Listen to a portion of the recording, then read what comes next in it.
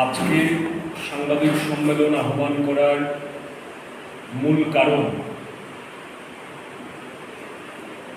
আমাদের সংগঠন ভারতের ছাত্র ফেডারেশন তার কেন্দ্রীয় কার্যনির্বাহী কমিটি আগামী ৪ঠা জুলাই সারা দেশে ছাত্র ধর্মঘট আহ্বান করেছে। আমরা দেখেছি আমাদের দেশের সাধারণ নির্বাচনের ফলাফল ঘোষণার প্রাক্কালে নিট পরীক্ষার ফল ঘোষণা হয়েছিল। সেই ফলাফল নিয়ে বিস্তর অভিযোগ ওঠে এবং পরবর্তীতে এই অভিযোগের সত্যতাও প্রমাণিত হয়। আমাদের দেশের শিক্ষা ব্যবস্থাকে কেন্দ্রীয়করণ করার জন্যে জাতীয় শিক্ষানীতি অনুযায়ী ন্যাশনাল টেস্টিং এজেন্সি, যাকে সংক্ষেপে আমরা এনটিএ বলি, এটা তৈরি করা হয়েছিল। এর অধীনে যে পরীক্ষাগুলি হচ্ছে তা নিয়ে বিস্তর অভিযোগ রয়েছে। ইতিমধ্যেই দেশের সরকার এবং শিক্ষা মন্ত্রক 4টি গুরুত্বপূর্ণ পরীক্ষা বাতিল করেছে। এতে আমাদের দেশের লক্ষ লক্ষ ছাত্রছাত্রী ভবিষ্যৎ বিপন্ন হয়ে পড়েছে। তারা অর্থনৈতিকভাবে ক্ষতির সম্মুখীন হচ্ছে। গোটা শিক্ষা ব্যবস্থাকে কেন্দ্রীয়করণ করার মধ্য দিয়ে এই দেশে ওয়ান নেশন ওয়ান এক্সাম পদ্ধতি চালু করার চেষ্টা চলছে, যেটা আসলে ভারতবর্ষের মধ্যে করা সম্ভবপর নয়। এই ব্যবস্থার অধীনে দেশের মধ্যে বিভিন্ন কোচিং সেন্টার, যারা বিদ্যা ব্যবসার সঙ্গে জড়িত, শিক্ষা ব্যবসার সাথে জড়িত, তারা রমরমিয়ে তাদের ব্যবসা চালাচ্ছে। একেবারে প্রান্তিক অংশের ছাত্রছাত্রীরা, গরিব ঘরের ছেলেমেয়েরা তাদের উচ্চশিক্ষার সুযোগ, বিশেষ করে ডাক্তারি, ইঞ্জিনিয়ারিং, এই বিশেষ ক্ষেত্রগুলিতে পড়াশোনার সুযোগ সংকুচিত হয়ে আসছে। আমরা প্রথম থেকেই এর বিরোধিতা করেছি, প্রতিবাদ করেছি এবং আমাদের সংগঠন সুনির্দিষ্টভাবে দাবি করেছে যে ন্যাশনাল টেস্টিং এজেন্সিকে বাতিল করতে হবে এবং এই সমস্ত ঘটনা, শিক্ষাক্ষেত্রে যে ব্যাপক দুর্নীতি সংগঠিত হয়েছে, এই দুর্নীতির দায় স্বীকার করে দেশের শিক্ষামন্ত্রী ধর্মেন্দ্র প্রধানকে পদত্যাগ করতে হবে। প্রথম দিকে এই গোটা দুর্নীতিকে আড়াল করার জন্যেই শিক্ষামন্ত্রী চেষ্টা করছিলেন, যদিও সেটা শেষ পর্যন্ত সম্ভব হয়নি।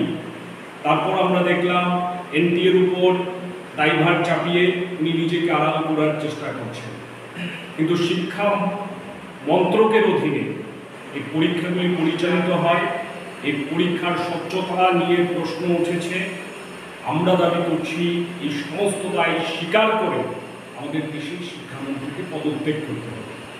তার সঙ্গে এই ধর্মঘটে আমাদের ত্রিপুরা রাজ্যের জ্বলন্ত সমস্যাগুলিকে আমরা এক করতে চাইছি। আমাদের রাজ্যের মধ্যে বিজেপি সরকার আসার পর তারা 961টা স্কুল বন্ধ করে দেবেন, এইরকম সিদ্ধান্ত নিয়েছিল। আমাদের সংগঠন সহ রাজ্যের অন্যান্য ছাত্র, শিক্ষক এবং শিক্ষানুরাগী মানুষজনদের সম্মিলিত প্রতিবাদ সারা রাজ্য জুড়েই ধ্বনিত হয়েছিল।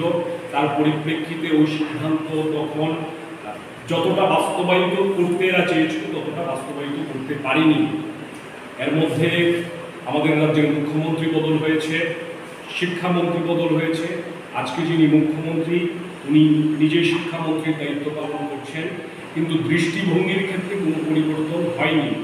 ফের সরকার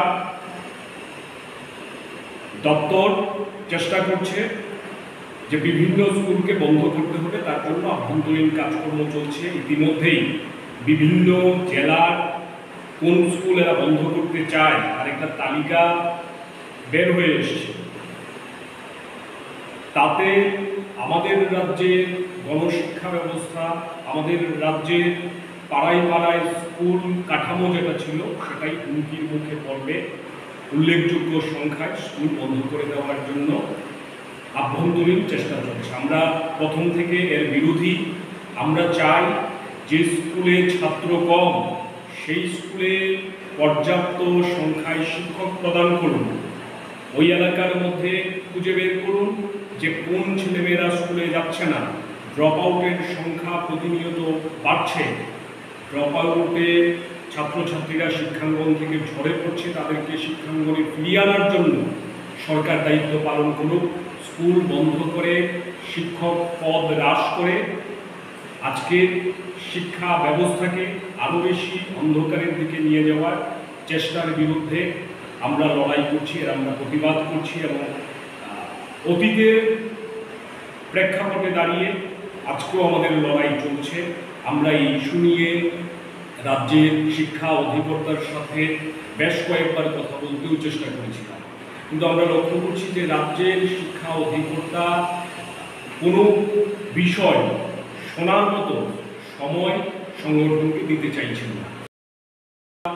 বুঝতে পারছি যে ওনার কাছে হয়তোবা এই যে কর্মকাণ্ড এরা চালাচ্ছে তার সপক্ষে যুক্তি খাড়া করার মতো কিছু নেই, কাজেই নিজেকে আলাদা করার চেষ্টা করছে। এর আমরা প্রতিবাদ করছি। তার সঙ্গে আমরা লক্ষ্য করছি যে বিদ্যাজ্যোতি প্রকল্পের নাম করে যে ঢাকঢোল সারা রাজ্যব্যাপী পেটানো হয়েছিল, গুণগত শিক্ষার কথা যেভাবে প্রচার করেছিল, গোটা শিক্ষা ব্যবস্থাকে আমূল পরিবর্তনের যে কথা এই সরকার বলেছিল, সে বিদ্যাজ্যোতি প্রকল্প বর্তমানে মুখ থুবড়ে পড়েছে। যারা মাধ্যমিক উত্তীর্ণ হয়েছে বিদ্যাজ্যোতি স্কুল থেকে তার প্রায় 50% ছেলে মেয়ে বিদ্যাজ্যোতি স্কুল থেকে বেরিয়ে অন্য ত্রিপুরা মধ্যশিক্ষা পর্ষদ পরিচালিত স্কুলে চলে যেতে বাধ্য হয়েছে।